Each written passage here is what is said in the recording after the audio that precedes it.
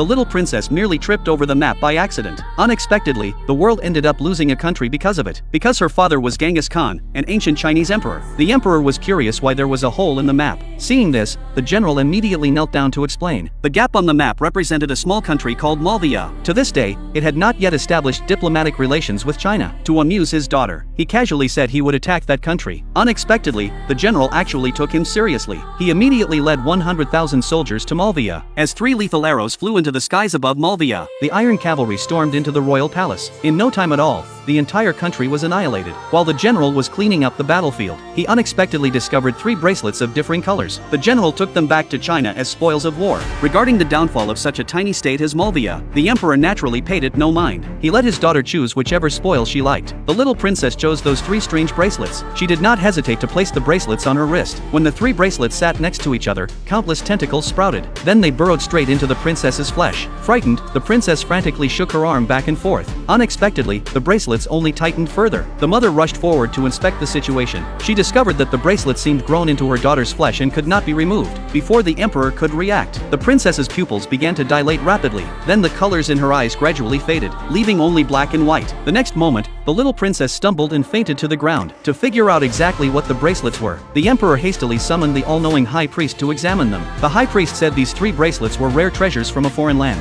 Separated, they were divine artifacts, but when combined they became demonic implements. Moreover, each of the 3 bracelets corresponded to a riddle, with the truth hidden within the answer. The high priest said the little princess was cursed by the bracelets. If she could not solve the 3 riddles corresponding to the bracelets before turning 18, the bracelets would backfire and drain the princess's blood, eventually sucking her dry and causing her to die in agony. To break this curse, the emperor widely recruited extraordinary talents from across the realm, proclaiming that whoever could help the princess solve the riddles would be granted his beloved daughter in marriage. Hundreds of people came, yet not a single one could guess the answers. As the demonic curse of the bracelets advanced, the princess's complexion grew increasingly pale. To prevent herself from descending into madness, each night, the princess would have herself bound within the palace. With only 1 month left until her 18th birthday, the princess no longer held any hope of breaking the curse. But the emperor was deeply distressed for his daughter, so he had the general accompany the princess in sword practice. However, whenever the princess saw the general, she flew into a rage, for those cursed bracelets had been brought back by him. Under the guise of sword practice, the princess attempted to kill the general. In an instant, she enraged the general. The general subdued her with a single move. At that moment, a foreign youth suddenly appeared. The youth had intended to help the princess against the general, yet the general subdued the youth in one effortless move. In this life or death moment, the princess quickly raised her 3 colored bracelets in defense. Unexpectedly, the general's weapon shattered instantly. Furious beyond control, the general ordered his guards to drag the youth out and kill him. The princess hurriedly intervened, claiming the youth was her hired sparring partner. Only then was the youth miraculously spared.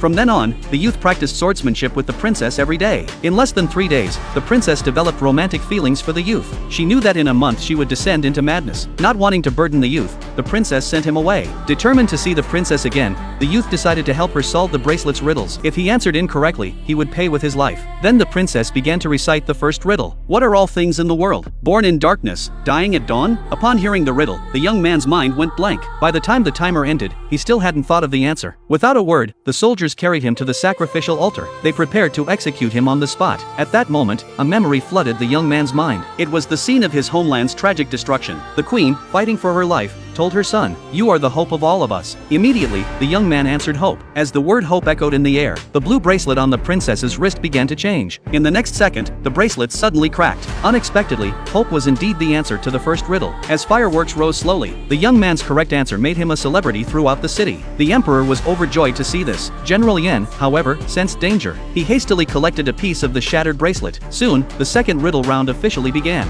This time, the young man once again failed to give the correct answer. Just as he was about to be executed, another memory of his father's death surfaced in his mind. Then he realized the answer was blood. In the next second, the princess's yellow bracelet suddenly shattered. Once again, the young man succeeded, but the general's men had already ambushed the princess's palace, aiming to stop the fireworks from igniting, to hide the fact that the boy got the riddle right, because the general planned to have the young man killed. Fortunately, the master did his best to delay the execution, until the princess arrived and revealed the answer. Only then did the young man narrowly escape disaster. At that moment, the young man also remembered everything from his childhood. It turned out that he was the only surviving prince of Malvia. Upon learning his true identity, he decided not to answer any more riddles for the princess. At that moment, the princess and her men caught up to him, forcing him to continue answering her riddles. The young man refused the princess's demand. In the end, the princess plunged her sword into his body. Before he lost consciousness, the young man uttered the word Tyrannid. Unexpectedly, that was the answer to the final riddle. In the next moment, the last bracelet on the princess's wrist suddenly exploded. When the princess woke from her unconsciousness, her eyes finally regained their color. The young man was also taken to the palace for treatment. As the young man woke up, the emperor finally exhaled a sigh of relief.